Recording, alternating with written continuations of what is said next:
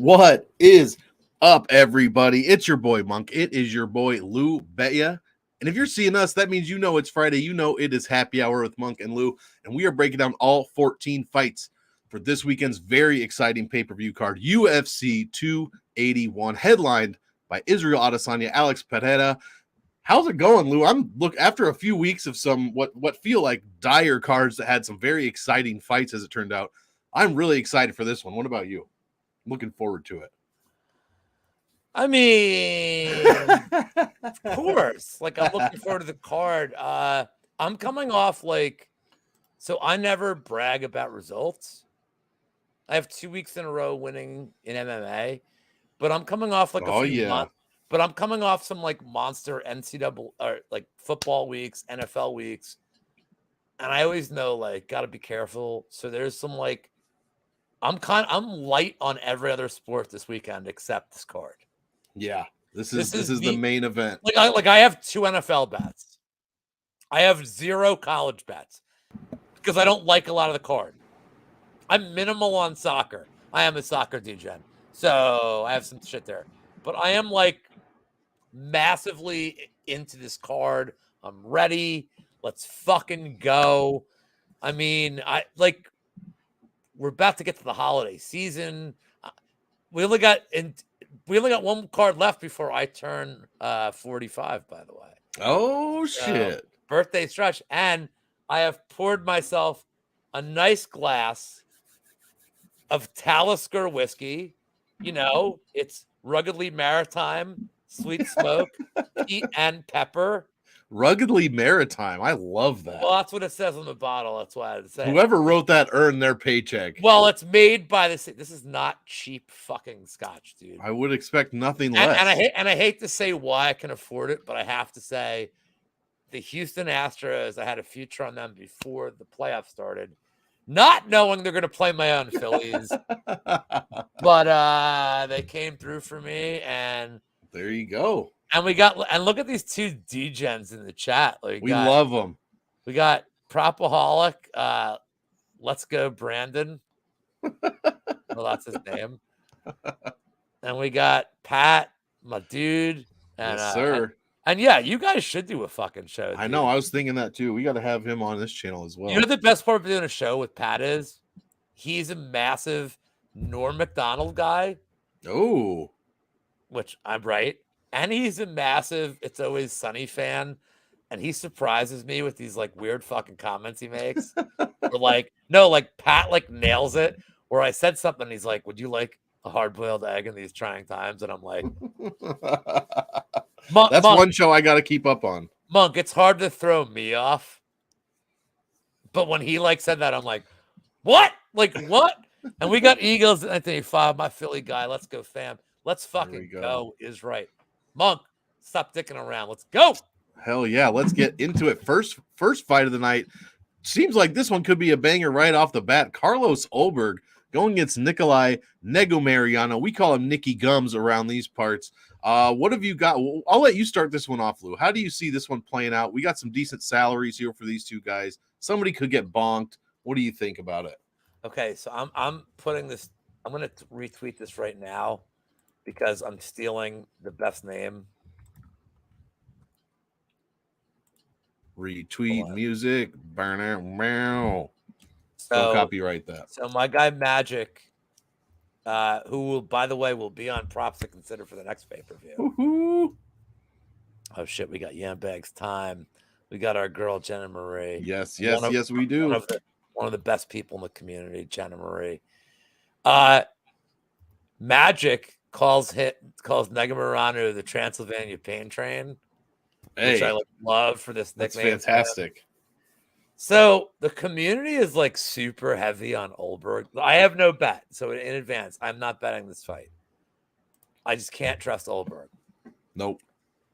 It seems like it's set up for him really well because I think Ulberg, it's weird. He cardioed out, he gassed out and got knocked out in the second round of his debut. And then against Charant, he overcorrected and threw low volume against a dude who just dies against everybody.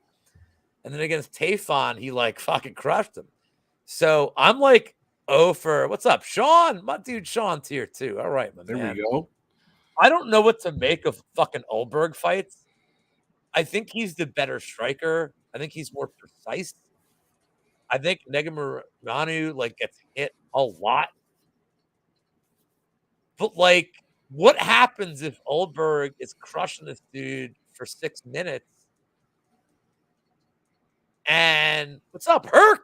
But dude, what happens if he gets hit for 6 minutes and doesn't get finished? I don't know what Oldberg we're getting in terms of cardio. So I'm gonna lean Oldberg because Negumereanu gets hit so much. I think Oldberg could put His him out. head is so big. But there's no meat on the KO bone here. Like, there really isn't. Like, I'm not getting like, give me 3-1 on it because it's like tough. I'm gonna lay off this fight completely. For the show, I'm gonna pick Oldberg. You're probably better off just taking like fight doesn't go because it's the first fight. I should also mention I don't love starting this, but like this is the Yam Bag special. Right off the bat. Well, I won on him. I won on that. I've already hit a Yam Bag fight with him. That's true. When he kept getting poked in the eye. I mean, nothing he did, but like when he kept getting poked in the eye, and like, does it feel like it? I mean, does it feel like it could be? Maybe. I don't love this. I have another fight in the card that I love more for Bags, but for the show that picks Oldberg, but like, I don't love it, and I'm really curious DFS wise here because do you have to play this one like heavy? The community would say no. As of now, I just updated ownerships, and that's kind of where we're going to be going on this when I'm kind of talking is kind of hold on, KO towards round 3. ownerships. KO round 3. That pays more than round 2. Oh, well, Herc, I know you through Propaholic, but if you know anything about me and this show, I just got to tell you, you know why I like a round 3 KO? Because it pays more. Yes, it does. I may take a peek at that. I'm writing that down, There you man. go. This show's for me to come up with new bets, not for you guys. No, for DFS though, for owner, that's kind of what I'm going to be focused on in ownership. What if I told you Carlos Oldberg was only 14% owned? I would say that you have to have. No, really? Yeah, that's the projection. These are all projections, obviously. But yeah, Oldberg is 24, and Nicky Gums himself 24% to Oldberg's 14. So I think you'd have to go over on the Oldberg side, probably more than 14%. And I think that 24% for Nikolai is pretty good. I think right around there, but I don't think you have to go super heavy on this fight, man. There's some other sneaky fights. I think a lot of people are going to be on this fight. I think ownership for both of these guys is going to end up being higher than these two numbers I just mentioned, but neither one scores very well. 88 per win. Like, I'm not really interested in that too much. You're needing a knockout for somebody to score well in this fight, clearly. And we have seen that from Oldberg. We have seen that from Negumereanu, but that was against Ike Villanueva and Ihor Pateria. Like, we don't know. I mean, Ike Villanueva is probably getting knocked out right now. And who knows what Ihor's doing, but yeah.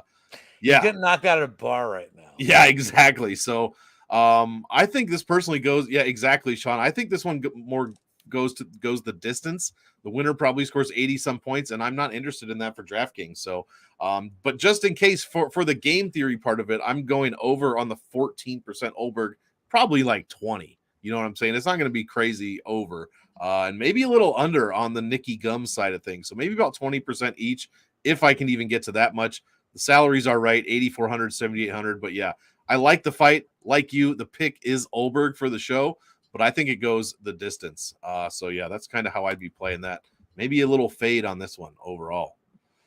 Next fight, Julio Arce going against Montel Jackson. I'll start this one off. If you're in DFS, there's only really one side you can play. Arce scores terribly. He also has a great DraftKings defense, only allowing 75 per loss. That is going to be tested here against one of the best DraftKings scorers on the entire card in Montel Jackson. $9,000. What do you get for him? He's made optimal twice in a row. 5.24 points a minute, 120 per win, guys. And check this out: 131 against Bays in a decision, 116 against Strader in a knockout. Let's see, 148 against Kalarish in a unanimous decision. He did land no less than 11 takedowns in that fight, though. That should be noted. And then against Andrei Sukwanta, 108.72. The guy is a scoring machine. I think he's more athletic than Arce here. I know this is probably his toughest fight so far, but at 28% ownership, I might have to go, man. I want to go over that personally. I'd want to be at like 35, 40%. I think Arce at 13% might be a little bit low, just because, like I said, this is Jackson's stiffest competition to date. So Arce, maybe he defends takedowns well in this fight. His takedown defense, in case you're wondering, is a whopping 94%. So that's going to be tested here for sure. Give me a little bit over on Arce, 13%, and give me a little bit over on Jackson at 28% as well. I like this fight for DraftKings, man. More of the Jackson side, but the Arce, I'm really just playing for game theory. What any bets jumping out here? No, I'm laying off this one completely because. So here's the problem with Arce, and I love Arce. Like, I don't care about him getting knocked out a few fights ago because the Santos win is going to age well. I think Daniel Santos is decent, but the problem is what happened in that fight. Santos threw some fucking spinny shit. Like the whole first round in his debut fight on the UFC level, kind of like blew his load, and Arce just picked him apart. The problem I have with Montel Jackson is, and by the way, I'm with you. You cannot play Arce DK because he's KO dependent here. Yep, exactly. And that is one way. Actually, Jackson's never been finished. I know he's only has 2 losses professionally, but he's never been finished. So.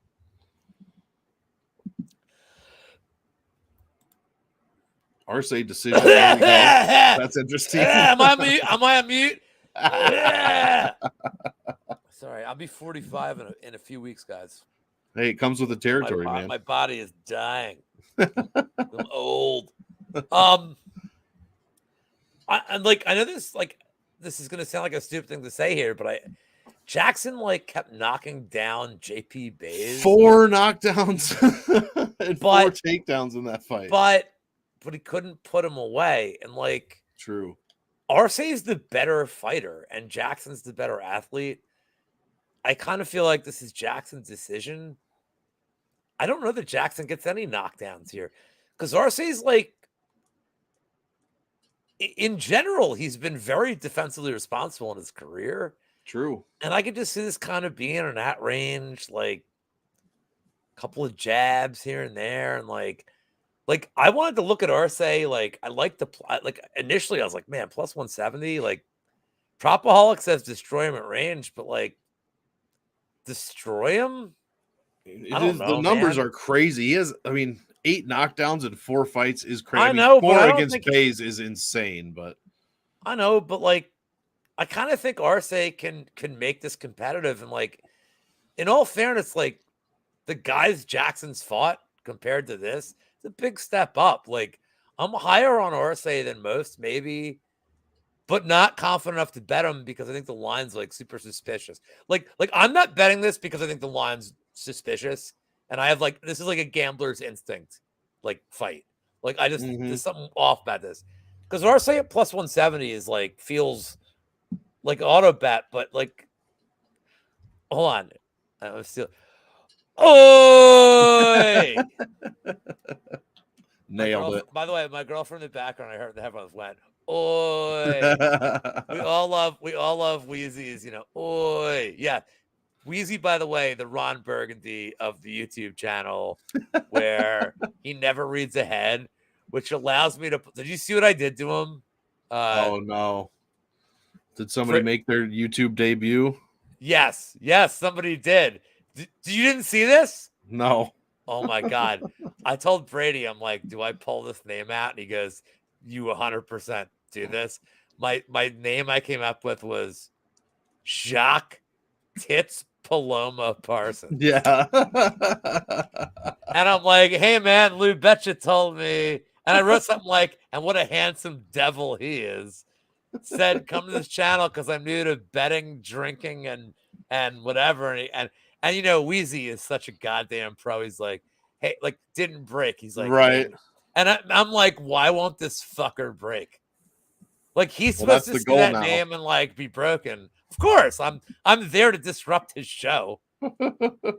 Like, and he's like, oh man, you came to the right place. He's like, I'm good at math. I love bets. He goes, and that Lou Betya, what a guy. He's like, even though John, like, I mean, Wheezy just, what a fucking pro he was. Consummate And professional. I'm like, God damn it. So no bet on this fight. And for me, DFS, I'm gonna be underweight to like. Yeah, at least to the Arce side. I'm gonna be underweight to both of them on a 14 fight card. I feel Yeah, like that's Jackson true. may be popular, but no bet. He will be popular. No bet. I like that take. The contrarian take might not be a bad. Oh yeah, by the way, Brady's show is after ours. You know, now that he's in chat. We are the openers, and we love it. We love it. Next fight. Here's one that we can probably also fade. The whole community's fading it as well. So maybe if you'd play overs here. Michael Trezano going against Sungwoo Choi. What are your thoughts on this one? Anything from a betting angle? Oh yeah, I think I fucking hate Trezano, man. Oh God, he's I the know. worst. He is like, he's the dude. Oh look, hold on. I'm getting a question for DFS. Hey Holy now. shit. From our guy Uncertainty, who's here every week. By the way, thank you. You're here every week. There's always one fighter over 9,000 Saturday's going to lose. I'll tell you what. Let me pull up the list. I already know who you're going to pick. Who am I going to pick? You're going to pick your hometown boy is who you're going to pick. I'm going to say Petrowski? I think so. No. We'll get to that fight. Sorry, Magic already was like. Who else? Gutierrez. Who else? 93 is. Hold on, I'm pulling up the list, brah. I don't remember who 93 is. Baraja.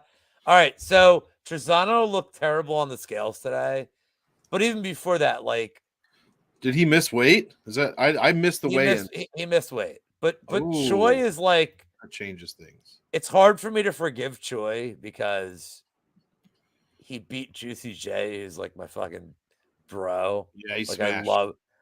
I know he did. I love Juicy J. Choi hits hard. The problem with Choi is he's low volume. Typically, Trezano is like kind of low.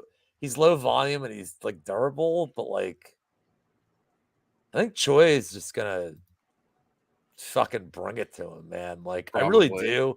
And he's coming off 2 losses. Like the Caceres loss is horrible. Yep. The Kulabau loss, I don't hate as much because I had a massive bet on Josh Kulabau in that fight. Because I think Kulabau, the line was crazy wrong. Like Kulabau, Choi was minus 228 against him. But Kulabau, like stylistically, like it was a bad fight for Choi because Kulabau is kind of like as crazy as him. Yeah. And he's more, but he has higher volume. The problem here is that I don't like Trezano is one of the worst fighters in the UFC. He's low volume and he wears like the fucking. You ever see that Will Ferrell skit after 9/11 where he comes in the boardroom and he's like, America! And he's wearing like the hat and like the dong. You know what I'm talking about? Yeah. Oh, yeah. Okay. That banana hammock. Trezano is the walking banana hammock of the UFC. So like, I honestly think Choi just like fucking bangs him. Like Choi KO. There's a lot of meat on the bone with it, but like I said, Trezano's been kind of durable. But like the way to beat Choi is be high volume. Like that's what Kulabau did. Trezano is like he's just not that guy. Like Choi KO is plus 250. What's up? Sup, son? Sup, son? Should be saying sup, dad. You should be saying sup, daddy. Sup, son. You can say what's up, son, to me. I already got kids and people that call me daddy. What? I may as well don't need no more.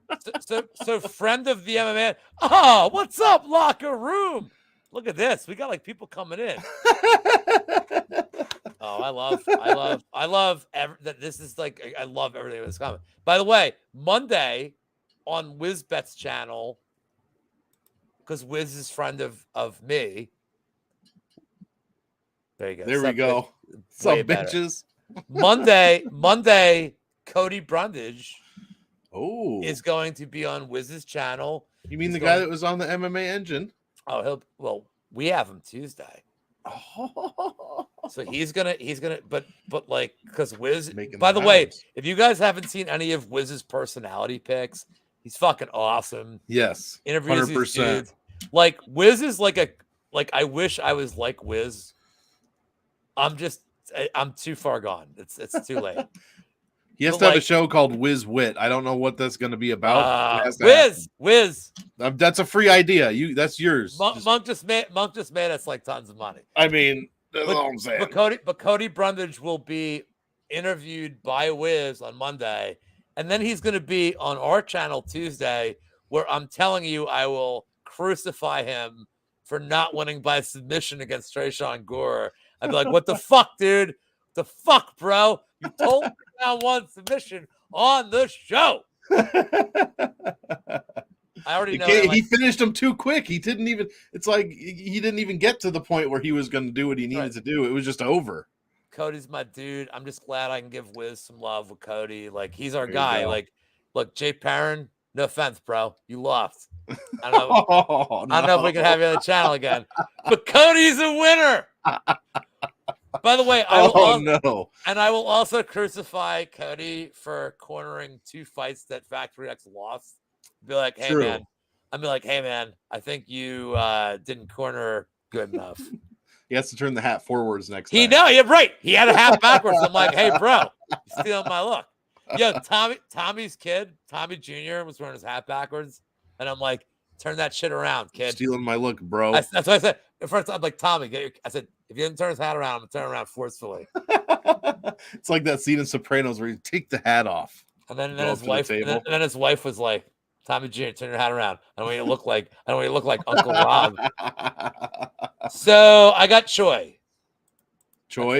Yeah, the DFS angle for this is basically non-existent. These two salaries are terrible to play. Good fight. 8,800. It's a great fight to fade. The only thing is the whole community's fading it. So you're not like going out on a limb.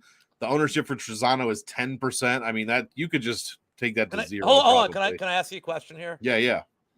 So, I know we usually, like, when we do the show, like, most of what you're saying is like for GPPs. Sure. And I don't care about cash. For this fight, if you play this in cash, you're an idiot.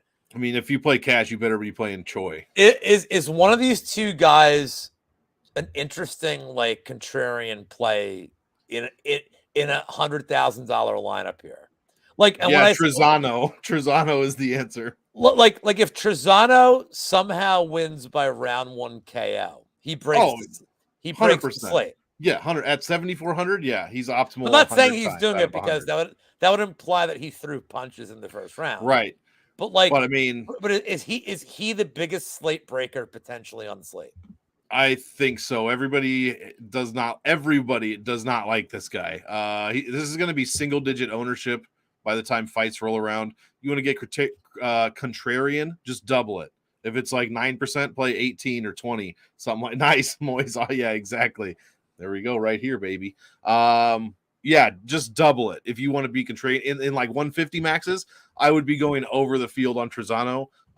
Probably right around where the field is at 15% on Choi. But cash, I like Choi. I think Choi wins 8 out of 10 times they fight, probably. But yeah, slate breaking potential. You're absolutely right on that one for Michael Trezano. Speaking, Lou, of slate breaking potential, Karolina Kowalkiewicz going against Silvana Gomez-Juarez. Oh my lord! You're leading off with this one, so I can smoke a cigarette while you do it. Yeah. I think wow. And here we go. Okay, this is great. Ownership on this fight right here: 15% for Karolina Kowalkiewicz. All right, fine. 16% for Silvana Gomez-Juarez. Perfect. These two numbers are perfect because I'm going way over these numbers here. This one might be one of the higher exposed fights on my slate, to be honest. The numbers, and you know what? Let's just do it. Forget it. The numbers for this one are crazy. And I read them on the Wednesday show. The average, so they fought 5 times total. since 2021. January 1st, 2021. Their average fight time, 4.3 minutes. Their average bonus points awarded in those fights, 86. Number of times someone from their fights, either them or their opponents, have scored over 100 is 4 out of 5. Times that them or their opponents have finished the fight, 100%. 80% round one finishes, 80% optimal lineup making for either them or their opponent. This fight is crazy under-owned. The salaries of 82 and 8,000 are crazy under-owned this week. You guys have to, there's going to be so many mistakes in this fight. This is an extremely low-level women's MMA fight at strawweight. There are going to be countless mistakes, and eventually one of these women is going to capitalize. I'd be shocked if this went all three. I'd honestly be shocked if this went all 3 rounds. The pick is Silvana Gomez Juarez. I think she smashes Kowalkiewicz. Kowalkiewicz gets hit once. It's a little bit more than she's expecting, and she's just going to get rocked, probably ground and pounded for the win. By Juarez. That's how I see this one. The other side is equally, possible. Kowalkiewicz subbing Silvana Gomez Juarez at any point.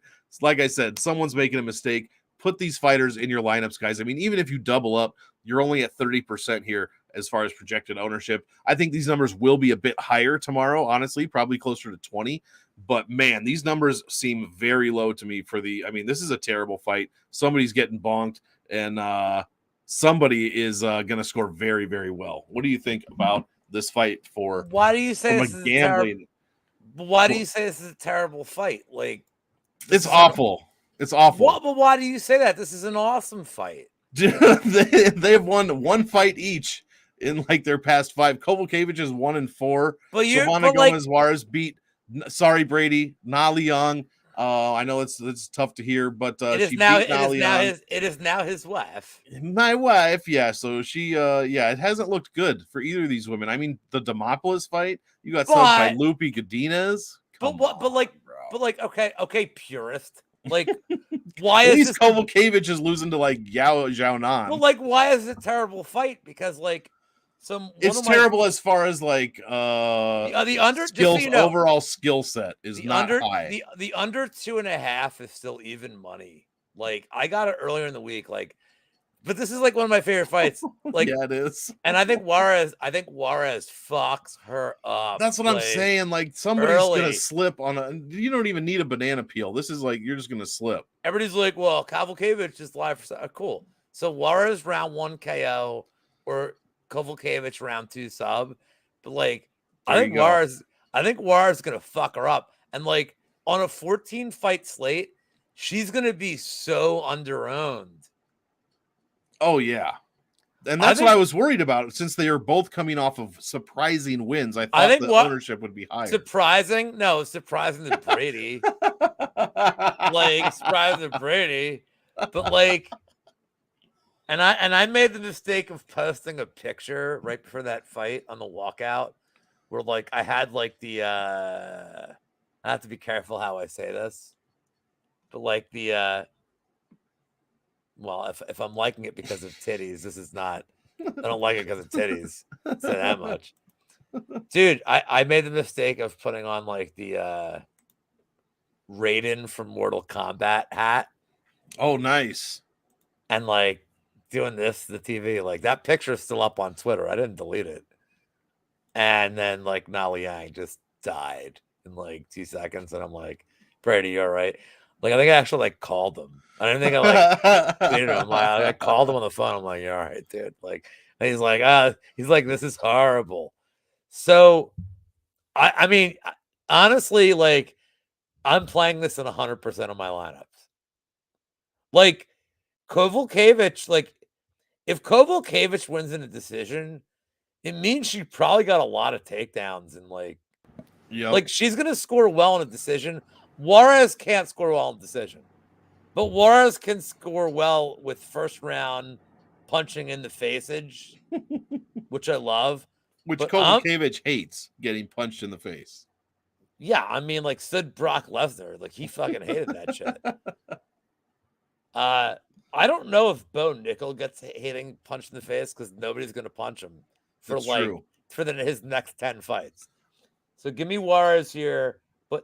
But I love Juarez to win. I love Juarez KO. But this under 2.5 at even money, like, let's fucking No go. kidding. Dude. Look, in all fairness, just from a betting perspective, Juarez is minus 110. The under 2.5 is plus 100. Yeah. You're better off taking the under. Like, so I'm rooting for I don't know if I can say this on YouTube. Uh-oh. Melanie, can I just say shit? Just give me the thumbs up that I can say things. Some bitch is gonna die in this fight. and I am here for it. And I'll tell you right now, she's definitely here for it. Oh yeah. She loves when people die in fights. So like, she don't give a shit if it's men or women. I just want to know I can say some bitch is gonna die here. Right. Like, and hey, we could still say that about any men's fight, all right? Some bitch is gonna die here. Oh, I got a couple of men's fights coming up where some bitch is gonna die. Like, this might be one. This might be one, Lou. Matt Frivola and Ottman Eisenhart, the bag man himself. And by the way, I don't remember who it was. But what's in that bag? I heard someone called Matt Frivola the steamroller today, and I almost fucking jumped through my phone. Oh, they said the R? Oh, the hard R on the steamroller. Yeah, not cool, man. Why doesn't Raw Torque say what's up, ladies anymore? Like, what the fuck, dude? He's graduated to mother fluffers. Hey, I don't mind. I've been called worse. But yeah, Frivola, the steamroller against Ottman Azaitar, the bagman himself. Why don't you go ahead and start this one? I just want to point out, like, our dude Propaholic, him and I did the prop show 2 weeks ago. Whoops. He's putting out tons of content now. He's doing his best. He looks like he's filming it in prison. But motherfucker is putting in work. And if you guys are watching this show, go follow him on Twitter right now. Like, he's doing tons of work. Oh yeah. And his Jets just got a big win against the Bills. So like, there you go. All love for my dude Propaholic, man. Like, he's up and comer in the community. Like, he may be the succession plan. Oh, there you go. Like, not after Brady. I mean, like, right after Burt. There is an order.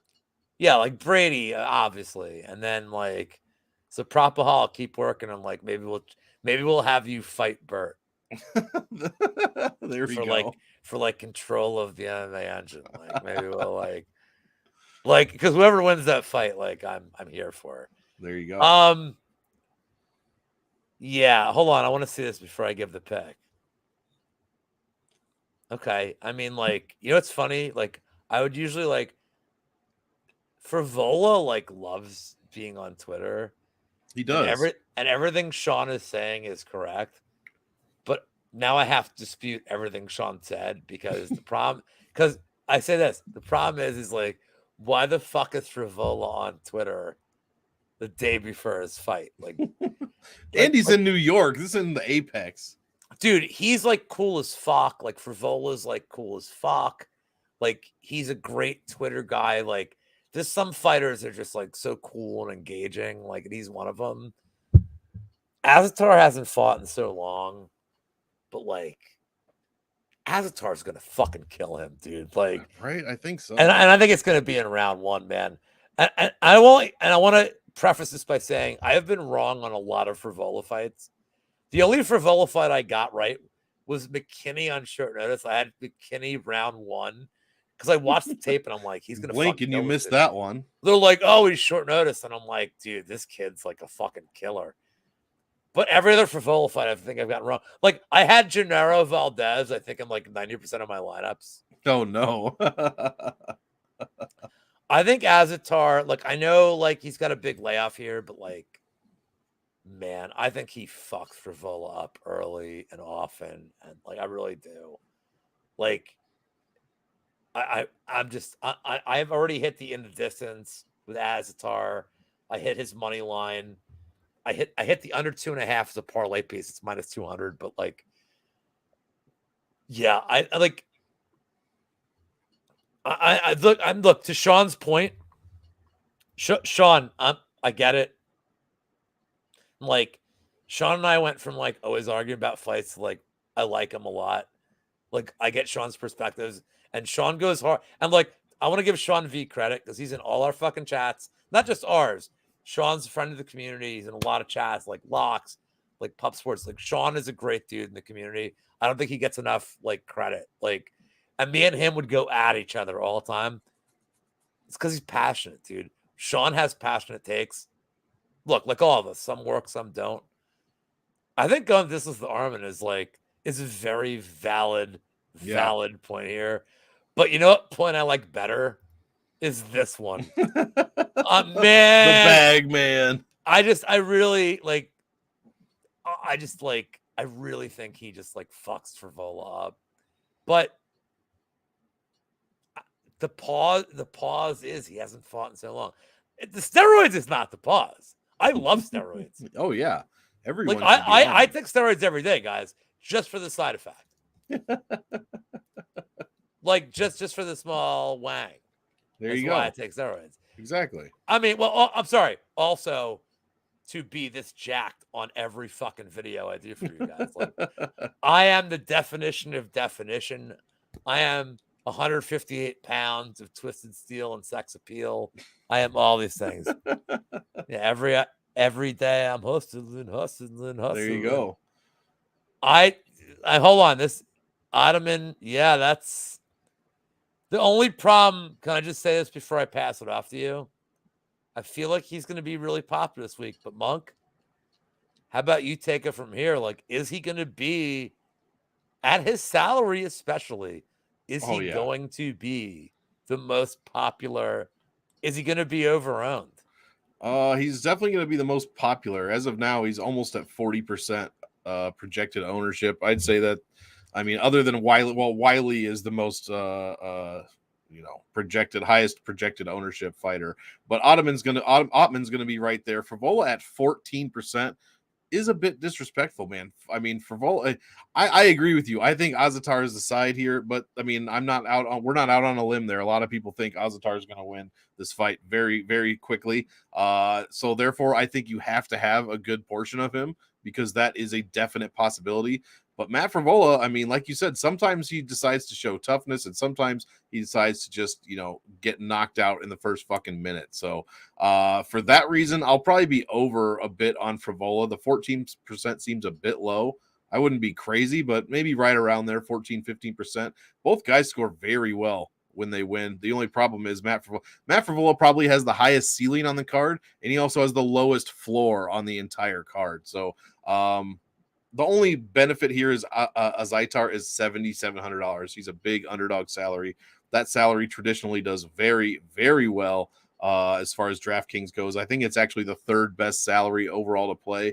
It's made the optimal like 20 some times out of 7. It's crazy good. So give me both sides, but I'll be way over on Izatar compared to Frivola. But man, I mean, I just think I can't say he's going to be over-owned because I think you have to have him. Like, yeah, it's going to suck if Frivola beats him or if this goes to decision and he scores like 70 or 80 points.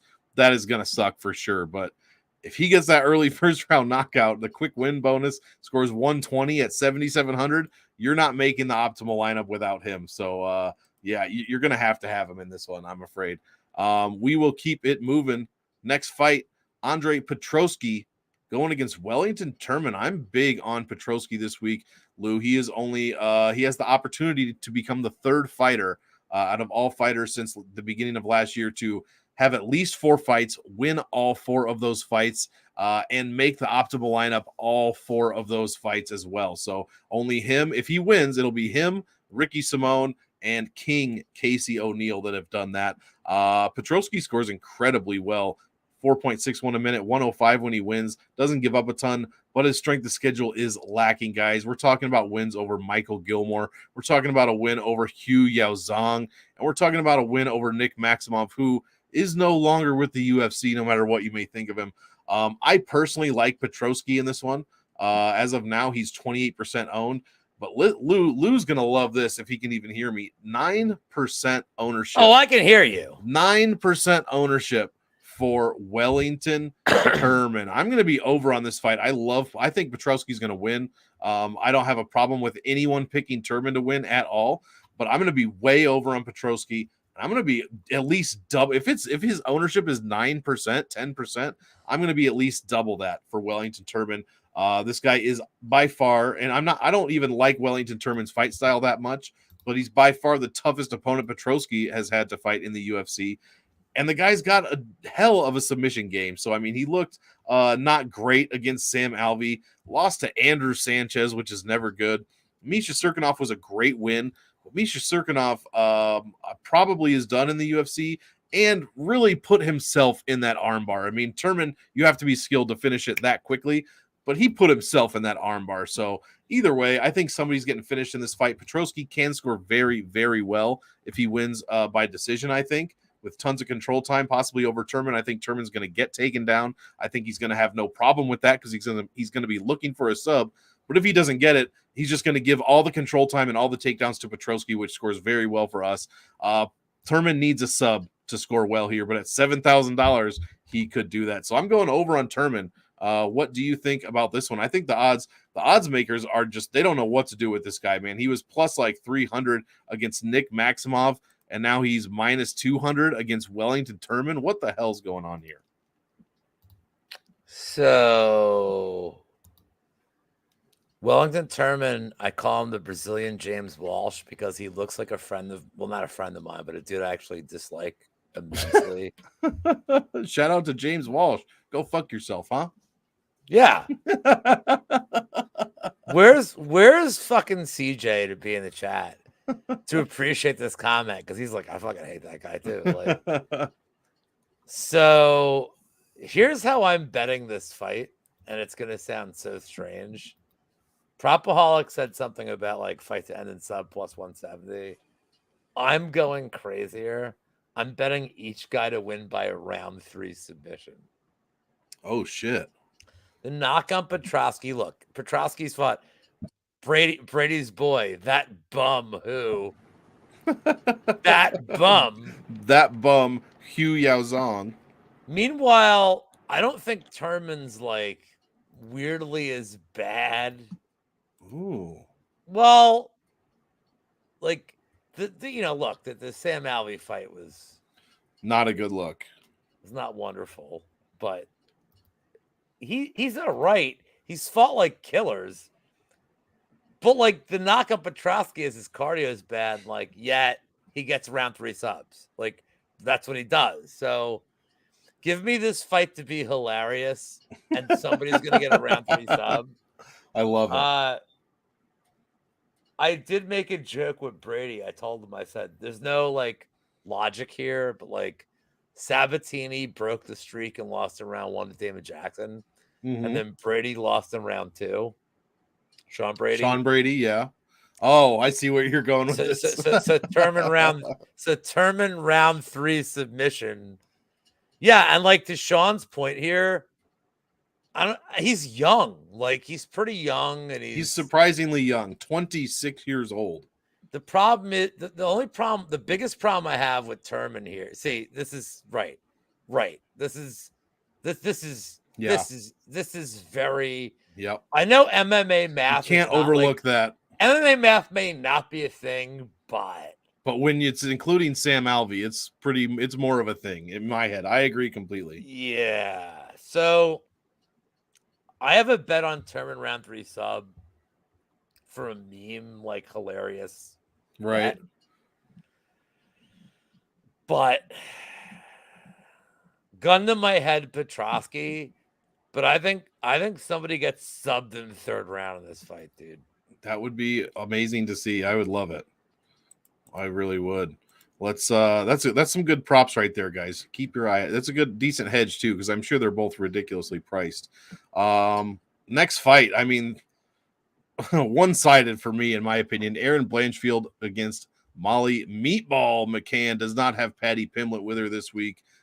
She's in the USA this week, not in London. How do you see this one going against Erin Blanchfield? What's up, my brother Papa Chuck?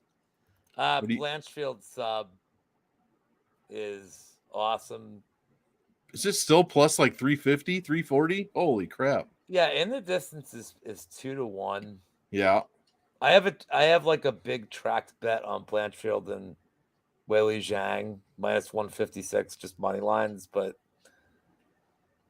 yeah, Molly McCann just cannot like stop a takedown. Like Procopio was No. like, I think Yeah. Blanchfield, and like Blanchfield, like the way she abused Miranda Maverick, who I think is like I think Miranda Maverick's like solid. She's jacked. She's a good fighter. Blanchfield like fucking wrecked her, dude. Like Blanchfield is like a legit fucking like an animal in this space. I really She's believe 23 years it. old. She has so much time. I mean, it's gonna be great. But she's somebody who's like so good at takedowns against Yeah. somebody who cannot defend them, and like Blanchfield's gonna just fuck her up like badly. Yeah. No, I agree. And in fact, Sean V, yes, he's onto something there. 9,500 has the best win percentage, as it should. 91%, though. We're up to 91% salary win rate since the But why is beginning of Propaholic January playing last year. He's playing the under. Like, I don't think Molly has finish equity here. I just don't. Like, no, I mean, what's she going to land? A third spinning back elbow? Like, I don't. well, I mean, she's beating up bums. Exactly. This is what no one's talking about. Hannah Goldie, guys, give me a break. Luana Carolina, sorry, Ji Young Kim, Fire Fist herself. Come on, bro. Then you lose to Laura Procopio. Get out of here. Fire Fist. Yeah. 7 takedowns against Laura Procopio. Either way, yeah, I'm on Blanchfield 100% here. This is a smash spot for me. She's 36% owned projected. I will be over that. Molly McCann is 13% owned. Give me half of that. She's gonna be in 5% of my lineups, maybe 0, honestly. In 20 maxes, 0%. For Molly McCann. 91% is the best win percentage for a salary. 6,700 has the worst winning percentage for a salary at 6%. It's only made the optimal like once or twice. It's just bad. Blanchfield, one of the best scores on the card, other than Montel Jackson, 111. The last stats I'll give you is when she wins by sub, she scores 94. When she wins by decision, which has happened twice in the UFC, she's averaging 121. So, I mean, she can score from anywhere. She's going to get a gazillion takedowns on McCann. You're going to want a part of that. I mean, what did Procopio score against her? Yeah, Laura Procopio scored 80 plus 30, which is 110. Guys, Blanchfield could score 130 in this fucking fight. And at 9,500, she's going to make the optimal at that high of a score. Smash spot on Blanchfield. Let's keep it moving. I'm very interested to see how you're going to play this fight. Dominic Reyes, the Devastator, making his return after over a year and a half, going against Ryan Superman Spann. I'm going to be honest. I'll start this one off and I'll be quick. I was on Spann early because early this week, 6,900 is a great price for a guy that never makes it out of the first round. Never. I feel like Black Sheep. When you never move your back row, it's Ryan Spann. When you never get out of the first round, Ryan Spann, win or loss, he's made the optimal 2 out of his last 3 fights. This fight's very low owned, projected right now. I'm shocked. Dominic Reyes, 19%. Ryan Spann, 15%. I'm going to be over on both sides of this one. Somebody's going to sleep here. I'd be very surprised if this one goes the distance. Ryan Spann is, other than Matt Frivola, is one of the biggest killer be killed fighters on this entire card. I personally think Reyes gets the win. I think Reyes probably has a good comeback and makes a good showing against Spann, finishing him in the first, maybe early in the second round. But there's always that chance that Reyes does not have it anymore. I hope he does, but there is a chance that he doesn't. And there's a chance that Ryan Spann can absolutely bonk him. So I'm going to be over on both sides of this one. Lou, how are you betting this? Because I'm seeing violence here. Spann's going to fuck him. Reyes is going to fuck him. I'm leaning that way too. Yeah, I think Reyes just round 1 like fucks him up. He needs it so bad. I'm rooting for this dude so hard, man. Hey, you're gonna lose to Prochazka, Blachowicz, and John Jones 3 in a row, and you beat John Jones. Let's not get it twisted. I hope this man has a great comeback here. Yeah, it's that simple. I think it's like one guy is just such a better fighter, and I'm just gonna assume Reyes is not completely washed. Yep. Yeah, that's all I have here. Like I love, if you want to play violent spots, I get it. Like, but Yeah, I agree. Uncertainty. I'm picking Blanchfield, to be honest. I think Whaley rolls, but I think Blanchfield's one of the highest scorers on the slate. Let's keep it moving, Lou. This is a one I'm having trouble picking. I'm leaning Moicano, but we've got Hanato Moicano I have here a going very against Brad strong opinion Riddell. on this one, so don't Well, worry. you go ahead and start this one off. Yeah, I'm back and forth on this one, to be honest. I'm not at all. I think Moicano is gonna fuck him up. Nice. Like I love this fight. That's my lean, like barely. I don't love anything I've seen from Riddell's takedown defense and like 62%. Yeah, I don't want to like harp on like the whole Jalen Turner fight here, but man, I think Moicano and on the side note, like you can look at Moicano's fight with RDA, which I lost a ton of money on that, but like Yeah. dude won the 5th round in that fight. Yeah, true. He did. So I look at him like he's a fucking warrior. And I know people are gonna be like huge on the, this is the city kickboxing parlay and all that shit, but like right. I don't know how you could. Yeah, I'm with you, man. Parlaying Brad Riddell this week is tough look. Quick, I just want to bring this update on Cater. Thank you, Prince of Mischief. Torn ACL, late 2023 return. This is terrible news. Hopefully, it's a little quicker than that. But man, that is rough. A year away. That's fucking terrible, man. Terrible. Anything else you got on this one? Nope. Moicano sub. Moicano sub. There we go. What is that? That is plus 250 or roundabout there. It's fine. It's fun. Moicano, yeah, ownership right now 20%. Riddell ownership 17%. I'm gonna have to go. I'm gonna have to agree with Lou. I was torn before his impassioned speech there, but I like Moicano as well, man. I honestly do. I'm gonna go over on Moicano, and I'll probably be right there or a bit under on the Brad Riddell side. These two salaries are fantastic to play, though. 83, very easy to get to at 79 as well. Yeah, I'm going to go with Moicano here. I mean, RDA put up 155 against him, but like Lou said, he did win that last round. Beat Alex Hernandez, 98 points. Beat Jai Herbert's ass before that for 126. I think if he finishes Riddell, he can score very, very well here. Maybe be a sneaky little play if he's only 20% owned. That's going under the radar, in my opinion, for this one. Let's keep it moving. Shout out to the 30-plus people in the chat. We appreciate you guys. Hit that like and definitely sub to the MMA Engine. There's a ton of amazing shows on this channel that we bring you each and every week before each and every card. We're on to the main event, Lou, the main card here. Dan the Hangman Hooker going against Claudio Puelles. This is very simple. Do you think Hooker wins inside the distance, or do you think Puelles knee bars his 3rd victim in a row? Actually, you think about that. I'll go ahead and start this one. The ownerships are very low. I can't believe this. 18% for 18% for Dan Hooker. Whoever's writing these ownerships has to be wrong. I think this is easy 25%, and I'll be over. I'll probably be like 40, 50% Hooker. I think Hooker smashes. It's usually people smashing Hookers. I think Hooker smashes Puelles in this spot. I think 17% is probably right where it needs to be for Puelles.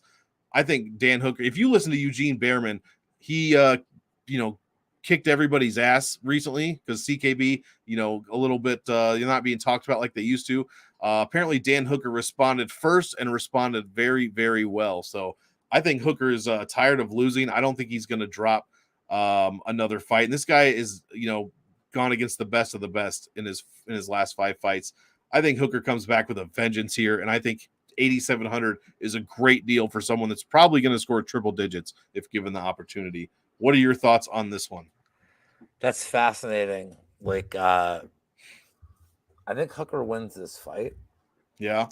Because I think Puelles' only way he can win is like meme knee bar. But I disagree with you that he can score a lot. Really? I think Hooker could just win this like as a 15-minute standing decision. I really do. Like, I don't think Hooker gets like some crazy knockout. I think Hooker just wins. Like, I think he just kind of beats him up. And that's what Sean V agreed. Yeah, saying his chin is underestimated. There we go. And I don't love this in terms of like especially from a DraftKings perspective. I don't love it. Really? That's me personally. Like, I think Hooker wins. Like, I do. And Brady sold me on it massively. But yeah, I may like be underexposed to the field here. Could maybe his ownership is that low for a reason. I just thought that number was so low. I don't know, man. I just feel like, I mean, he's completely finish dependent. Right. Unless his volume is so crazy. Like, I don't know. We'll have to see on this one. Yeah, but I agree with you. Puelas has, one way to win. Man, Hooker by decision is interesting. So are you like the money line or no? He's minus 156. Oh, I love the money line. I don't think Puelas gets him down. I think, but I think Hooker could just beat him up. And I mean, if this is 15 minutes on the feet, Hooker wins 30-27. True. So I'm just very true.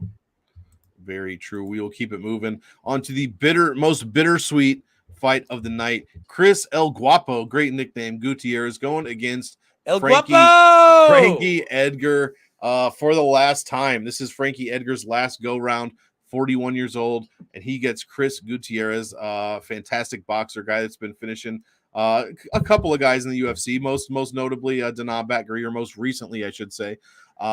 Excuse me? Did you just say correctly? Batgeri, I think I did. Dana Batgeri. Dana Batgeri. What are your thoughts on the retirement fight here for Frankie Edgar? Retirement fight. Well, you ain't Kiss. He ain't coming back for another one. He's going. Stop. His next fight's going to be in like. Stop it. He's not fighting, dude. He'll be in bare knuckle boxing. Oh, please, God, no. He won't. No, I mean, all right.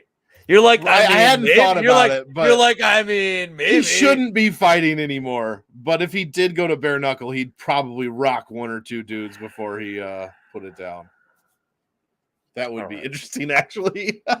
So I can give a real pick here. Yeah, let's do it. So I am taking Frankie Edgar here. Oh, at plus 195, and I'm going to sweeten the pot. Oh, all right. I'm not just taking him. I'm taking him to win by split decision at plus 1,200 odds. Okay. So here's going to be my breakdown. I will give you guys an actual breakdown. By the way, you guys watch this show. I can break down fights. I just slap fights. I just like being funny. Look at the guys that Edgar's fought compared to this fight. This is a massive step down. Yep. Gutierrez looked great in his last fights against Dana Batgeri. He is 2 fights removed from a split decision against Felipe Colares. True. Like, he is not some like world beater.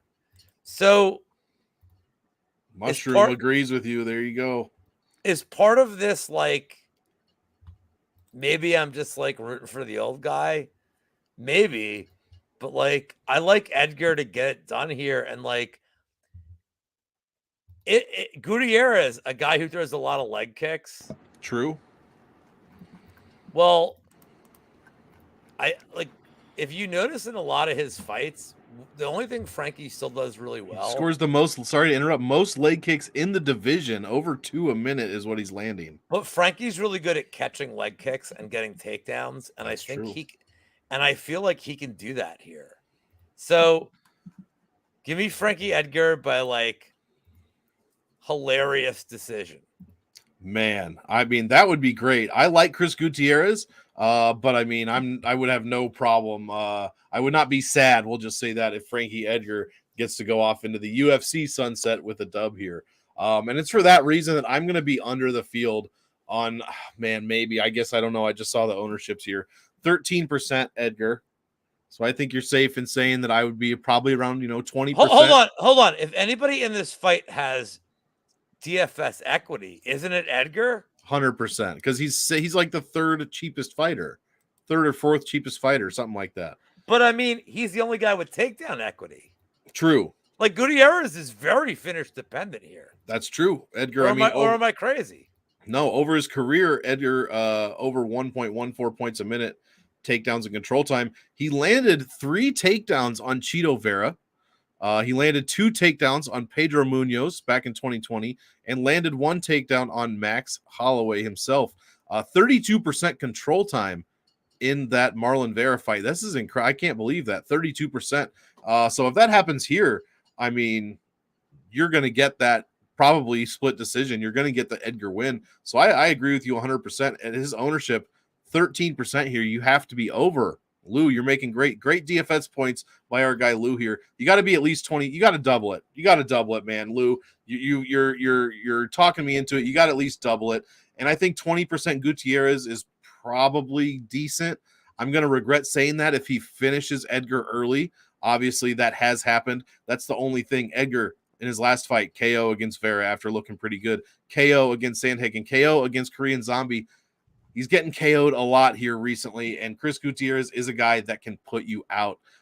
So if that does happen, I'm gonna regret having only 20%. So maybe you go 25, 30, but that's gonna be hard to do with Chris Gutierrez at 9,100. You're gonna have to make a big. You're gonna, like we were talking before the show, Lou. This is a take your stand fight out of the entire card. This is a take a stand fight right here. You're gonna have to go over on Edgar, or you're gonna have to go over on Gutierrez and sacrifice some of those other 9K guys and girls. That's just how it's going to be. That's up to you to decide, people.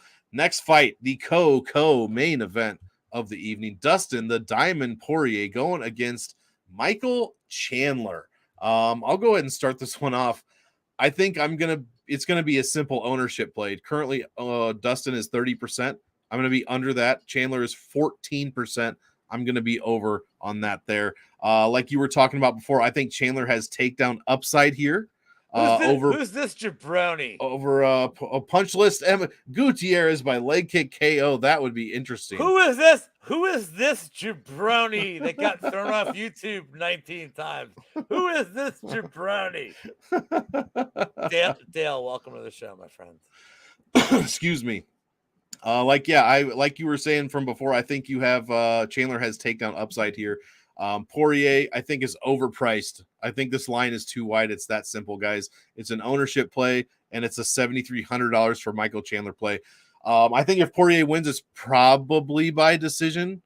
And I think if Chandler wins, it's probably a finish on Poirier, in which case he's going to score much higher. I think the DraftKings upside here is much higher for Chandler, especially at 73% or $7,300. So give me more Chandler than the field and less Poirier than the field. The official pick, I mean, shit, I'll pick Chandler straight up here. I don't feel comfortable, or not comfortable, but I'm not like for sure on that.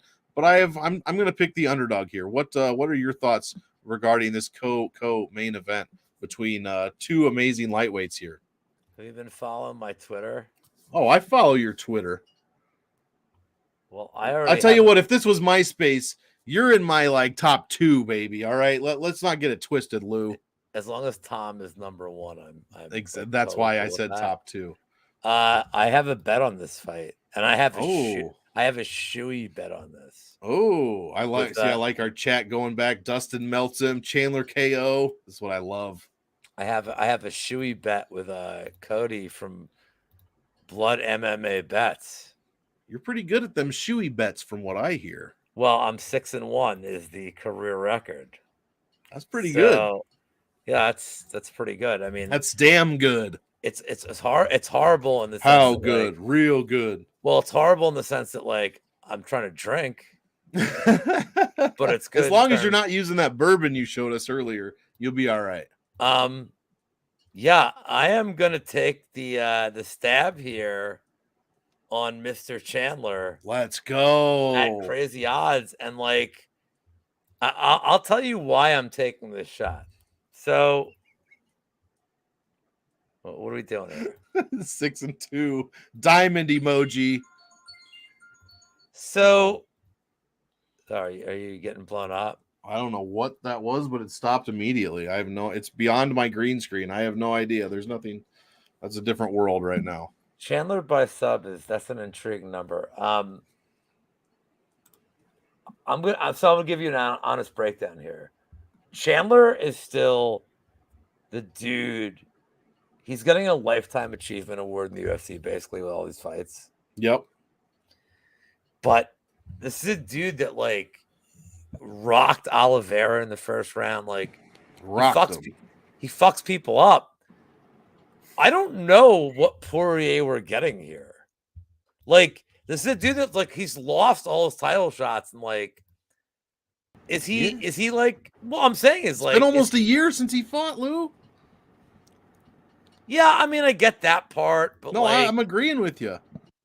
but like, if you're Poirier, like, isn't there like, why am I fighting anymore? Like, isn't there like with a with what a am I? hot sauce conglomerate that just signed a partnership with the No, but I UFC? mean, like, and like, like when I handicap the NFL, all right, like I talk about like you're coming off like an emotional game, Mm-hmm. like oh, like they just won their Super Bowl. Like, hey, I know where you're from, Monk. Like Detroit just won like their Super Bowl, Right. so I capped that. Yep. Well, no, I feel like that's important. Interesting. Never lost 2 in a row. That's a good stat. So yeah, dude, like I feel like poor like Chandler's the guy that like thinks he's in title contention. Yeah. I think Yep. he wants this more. Like I know that sounds like weird, but I don't know. Give me Poirier at like give me Chandler at like what I believe are incredibly disrespectful odds. Yeah, I agree. I agree there. I I love should it. mention this. Even money, I don't make this bet. No. But plus one, what, 83 on the average? Yeah, you can do that. So there you go. Next fight, the co-main event, the first title fight of the evening, strawweight. The ladies going at it. Weili Zhang going up against the Cookie Monster herself, Carla Esparza. Why don't you start this one out so you can finish out the main event? Weili Zhang by however the fuck she wants to be here. Nice. I think so. I think this is like an absolute smash spot.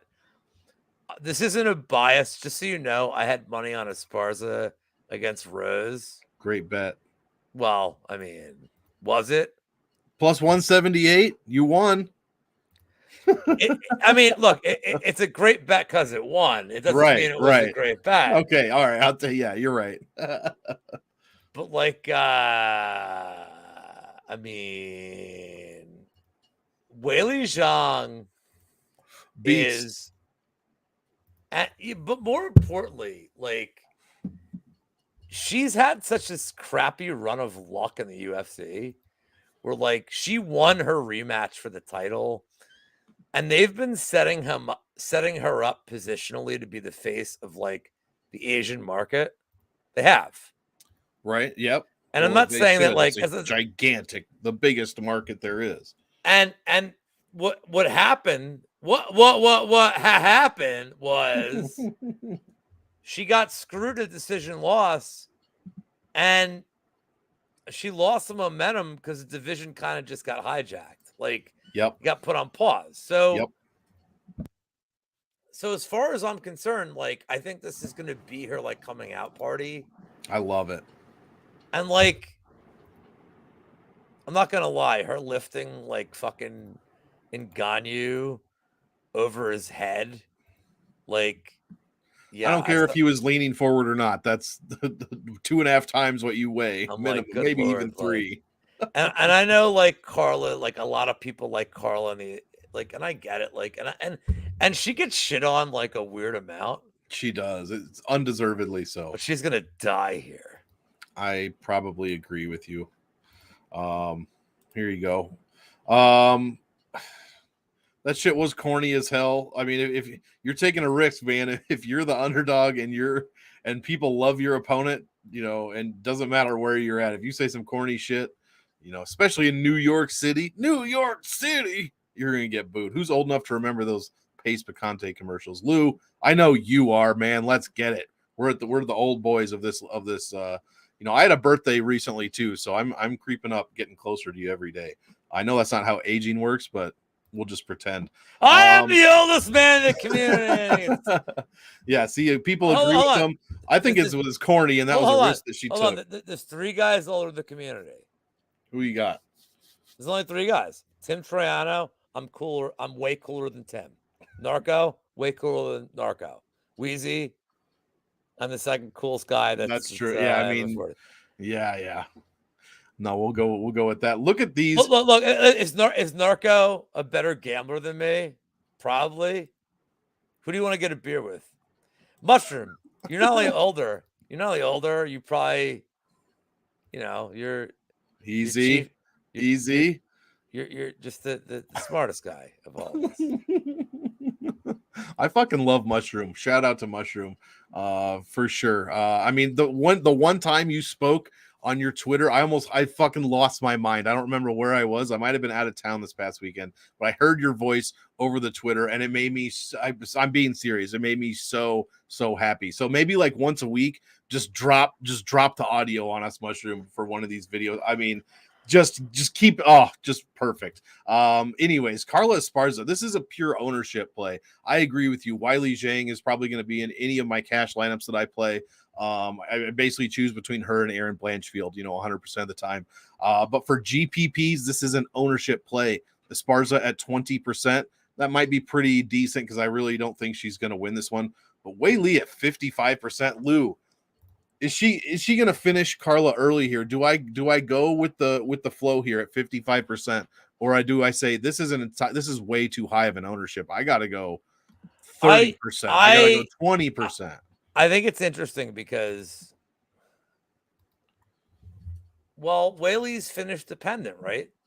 100% there, because the longer this goes, the better it is for Carla Esparza. I mean, that's the problem. If this thing gets to the 3rd round, Esparza just looks like a total value play. Right. That's why I think 19% is a little low if that's the case. Right. The problem here for me is it's like, look, I appreciate you letting me put on my DFS hat. I really do. Like, what's Weili's ownership? That's what I'm saying. It's projected at 55%. Oh, well, if that's the case, I mean, isn't she a total fade then? Not a That's total what I'm fade. saying. Somewhat of a fade. You can't go over that, right? You can't. I mean, if you either have to play it at like 30 or you'd have to go to like 80 or 90, right? You can't play 55%. Oh, brother. Like, this is right. This is a tough one. Here we go. Olivas in the chat saying 100%. What the fuck? Really? Brandon, that's awesome, dude. Last night him and Santino were doing like the chat, and I kept saying Yambag shit, and he's like, I sent him a private chat. I'm like, about what it was, and I'm like, yeah, it's when somebody gets fucking kicked in the balls, kicked right in the bags. And he's like, I was wondering what that meant, and I'm like, but were you really? Like, well, now now I mean, he's in it now. He's in it now. He's one of us. Speaking of red rum, one of us. So yeah, man, I think this one is I mean, I that's the only, it's either that or you go way under at 20%, but that's taking a huge risk because if Zhang wins early, I mean, even at 9,400, dude, she's probably gonna score well. Probably. Yeah. All right, let's get to the main event. Let's do it, guys. Again, thank you all for being on the show. This is one of the best shows for personal reasons I won't get into, but I had a long week this week and last week. I'm doing okay. Everybody's doing, everybody's okay. But I've very much been looking forward to rejoining Lou on this Friday show. I missed it last week, and man, it's been a lot more fun than even I thought it was going to be. So thank you guys. Hold on. Did Brandon need a translator from Santino? For the yam bags, or the yam bags, or for me for my garbled mouth? Like, I can't tell what I mean. Either way. Thank you, Propaholic. I appreciate that. Israel Adesanya, if you like to listen to Ariel Helwani, going against Alex Pereira. I'll start this one off, Lou. Man, I need to watch the ceremonial weigh-ins, but Pajeda came out looking like an absolute just a guy, a maniac, someone that could, scary. It was looking scary in a good way. Israel Adesanya, though, man, I was leaning Pajeda at the beginning of this one. Look at the ownerships here: 42% Adesanya, 31% Alex Pajeda. So we know Adesanya is notoriously a bad DFS play, especially late. I should say lately. 2.3 points a minute, 87 is all he scores per win. And I'll do. It's crazy that Pajeda. Oh my god! It means Well, he's gonna hate for sure.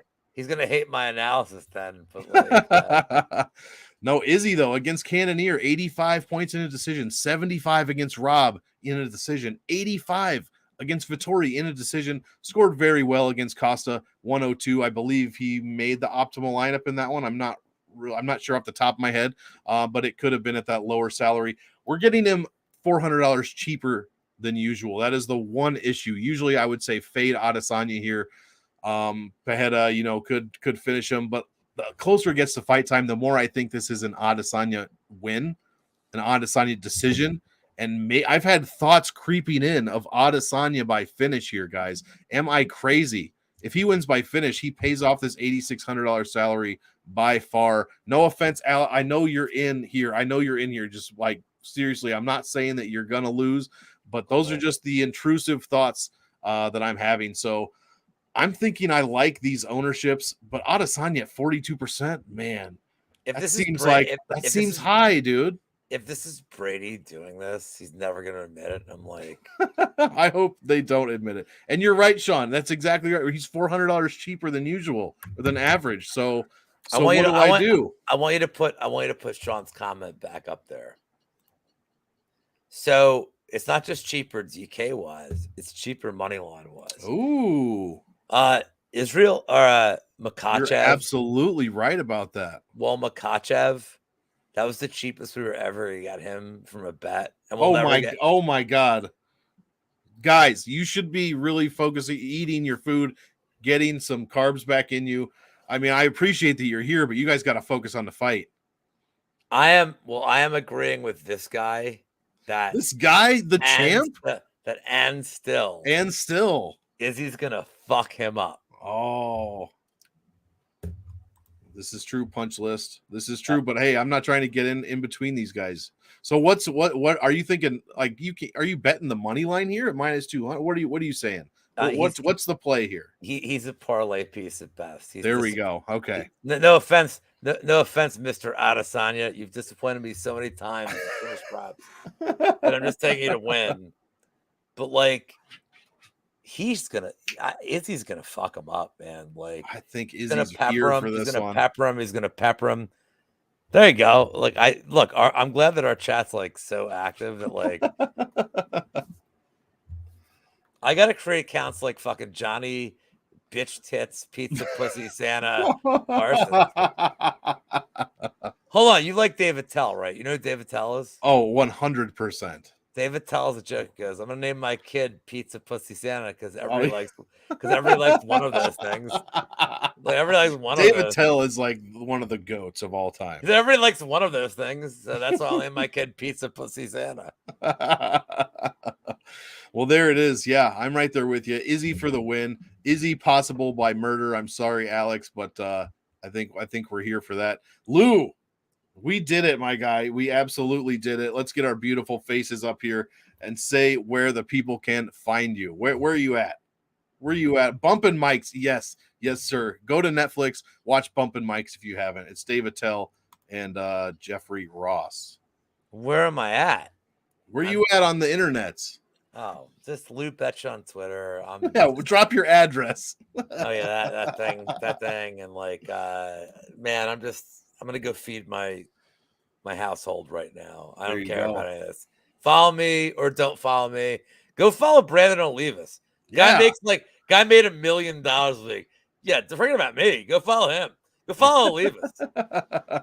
Exactly. Oh, and go follow my buddy Dale at Punchlist, because apparently everything he does, he gets banned.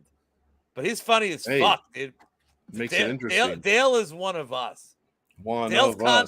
Dale's content is very one of us. And I'm gonna get Mushroom. Mushroom and I gotta do a video in Philly one of these days. So don't worry about it. Oh my God, dude. Please spoof Food Truck Diaries. Please spoof Food Truck. That's another free idea. Guys, pretend you didn't hear that. You can find me at MonkMMATics on Twitter. Please watch the game theory video where I quickly break down 14 of these fights from an MMA DFS perspective. Salary Voodoo on the MMA engine. Guys, we're killing it out here. Please check us out. Brady, Wheezy, and us two sons of bitches. Other than that, that's going to be it for me, for Lou. Guys, please, as usual, I want you all to enjoy the fights. So enjoy, and we will see you in the next one. Have a good one.